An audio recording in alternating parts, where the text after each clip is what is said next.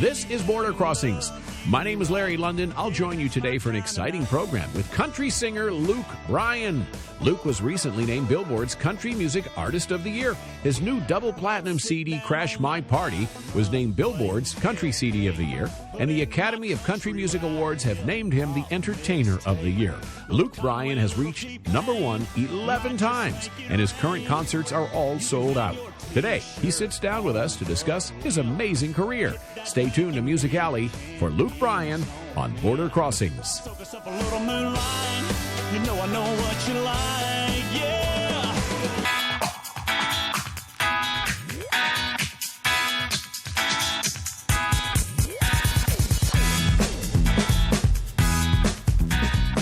Hi, this is Larry London, and welcome to the Voice of America. Very special broadcast today. We're backstage in Bristow, Virginia at Nissan Pavilion. Sitting across from me, he's got every award conceivable.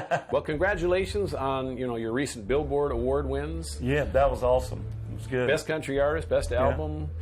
We had a great time out there at the Billboard Awards, and anytime you can snag a couple of awards at an award show, it's a big deal. So we truly we're truly blessed by what all of our fans have created around us, so it's fun. Now, Crash My Party, that's the new one, and every 2 years you come out with an album. Is there a reason that it's like in between 2 years you wait? Well, this one will be, it'll be a little sooner than 2 years, but prior to really Tailgates and Tan Lines and Crash My Party, this is kind of the first, my singles used to take 30, 40 weeks to get up the charts. So if you put 3 or 4 singles out, then it's kind of a two-year cycle. But things are on a faster pace these days with our singles on the charts. But with that will lend us the ability to put more singles out per album. So when you buy your album, you have a few more hits on it. Well, you have plenty of hits. I mean, you have plenty of hits around the world.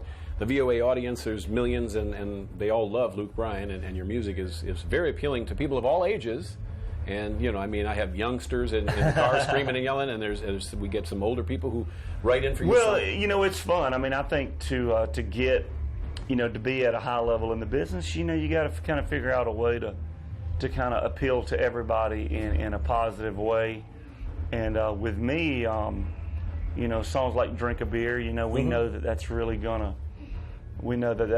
gonna capture somewhat of an older demographic, an older audience, right? Because it's truly a really heartfelt and emotional song. So I'm gonna sit right here on the edge of this pier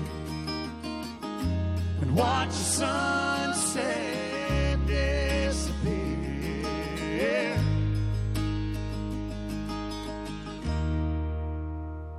And drink a beer.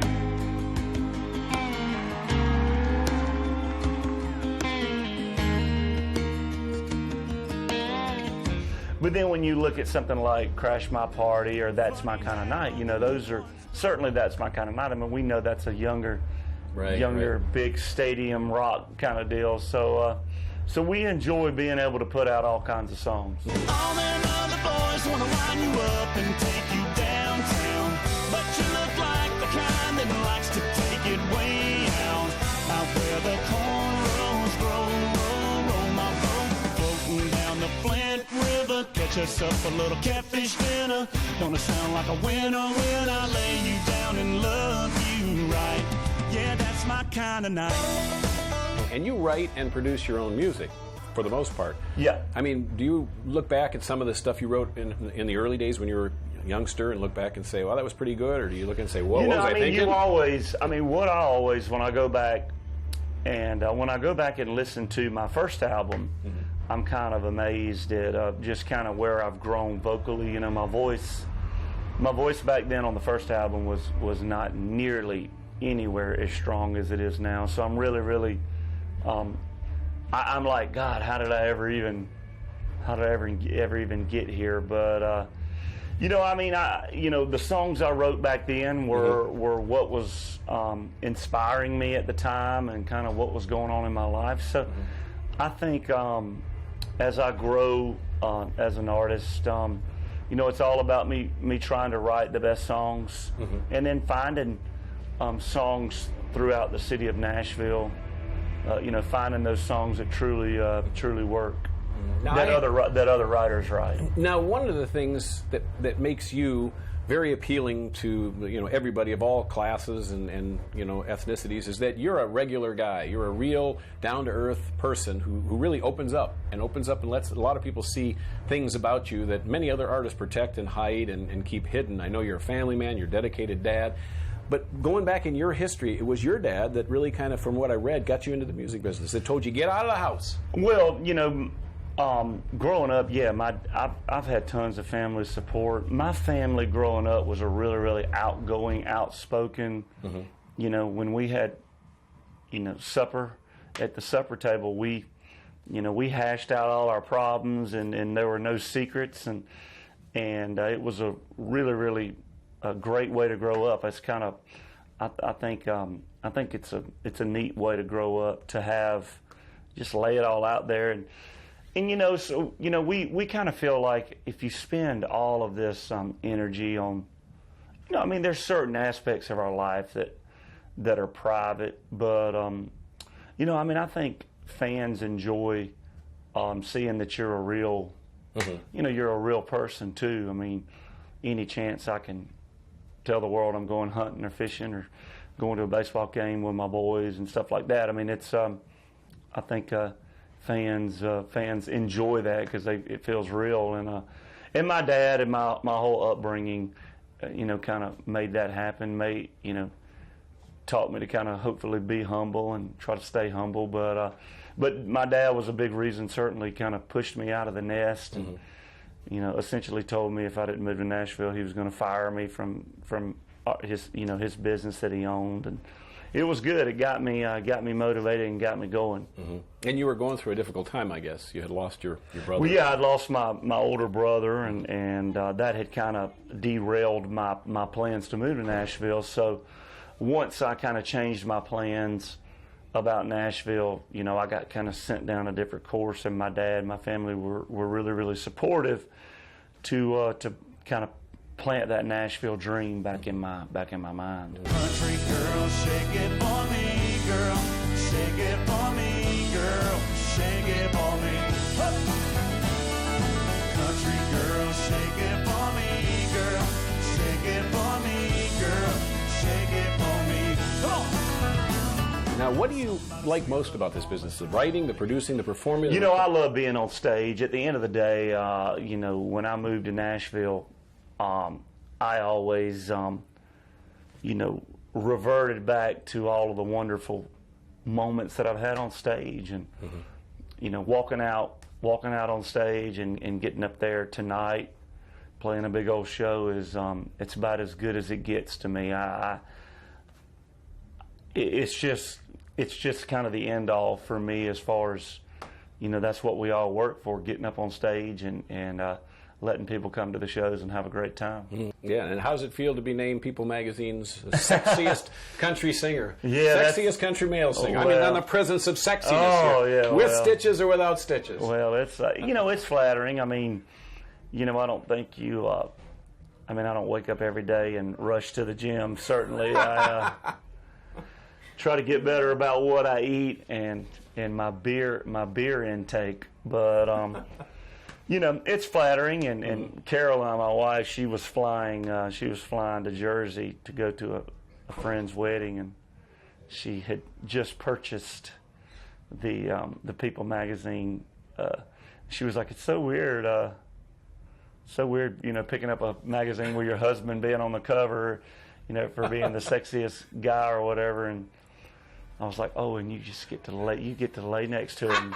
But I had a little fun with her. But it's flattering. Right. We enjoy it. And People magazine is a great publication. They really they've told my story, from top to bottom many ways. And Caroline reads the article and she's like, I love, we never shy away from having boys and being married and People magazine does a great job. You write songs about her? Any of these songs? You know, I mean, there's a couple that she obviously inspires, and I need to get better at that, though, probably. But do you run them by her before? You say, you know, she does hear a lot of them. I mean, obviously, when we're in my truck or whatever, you know, I have songs that are stored on my phone, and I'm constantly getting her read or her feel. I mean, she does a good job at kind of staying outside of the, you know,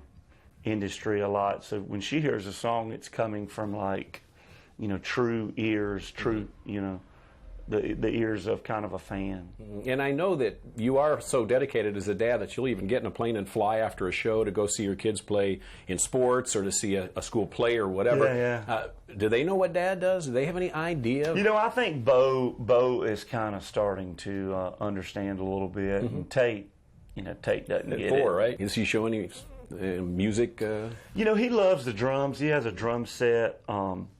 He gets a guitar and, you know, runs around the house in his underwear playing a guitar. But, you know, when he tells me that he's really ready to buckle down and maybe do an instrument, I never, my parents never forced, like, I mean, you know, music, you know, taking music lessons is such a, you know, the kid's got to really want to dive in there and be dedicated to it. And so we'll let that pan out. And I think the best thing to do is buy him a chord book and buy him a guitar and turn him loose, and if he wants to learn it, he'll learn it. You've always been popular and always been at the top of the charts. Your music has always sold very well, and you have so many millions of fans. This particular year, I mean, you're getting a lot more attention. The Billboard Awards, the sexiest guy in country music. You thinking about movies, acting? You want to expand to something else now? I don't know. Share that sexiness with you know, I mean, we obviously get a lot of phone calls about it.